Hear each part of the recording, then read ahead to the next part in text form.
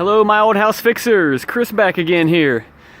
Okay, this is part 2. This is a little follow-up from the question we talked about on the live video yesterday. When we're updating, how do we retain character with a vintage or historic property? So again, one of the major things is trim and small details. A lot of times you're making repairs to your house, you're replacing wood, you're replacing trim that might be rotten.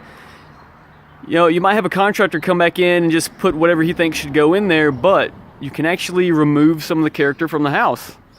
So a good example here, a lot of our homes have this skirt boarding at the bottom, the little silver piece here, the light gray. This skirt boarding sits on an angle and actually acts as a piece of flashing for the rainwater to come down. So as the rainwater comes down, it comes down the siding, hits this piece on the angle, and directs it away from the bottom of the house here. As you see the cutaway here, when they put the aluminum siding on this house, all of this was ripped out, so I had to replace all of this trim. A good replacement is a 1-inch thick board, and so that's kind of hard to come by nowadays with a 1x because they're 3/4, right? But these 1-inch deck boards work perfect for that. So if you go to your hardware store and get the 1-inch deck boards, they're a true 1-inch. You can cut these down on an angle. They fit in the corner. It's got a few tricky cuts though. You'll see from my notes here to my templates, it's got a few tricky cuts, but that's okay.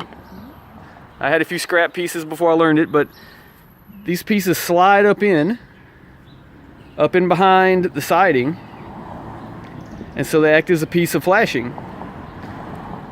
And they look really nice. They're nice and thick. It's what the house would have when it was original. But what I've seen a lot in our neighborhood is, I've seen a lot of contractors come back in and they don't know what to really do to replicate this. So I see a lot of times they'll put this small skinny flashing. It's about the size of this plywood here. And what they do is they just shove it straight in like this. So now we have a problem. Now the flashing, instead of being on an angle to deflect the water, the flashing now sits straight in here.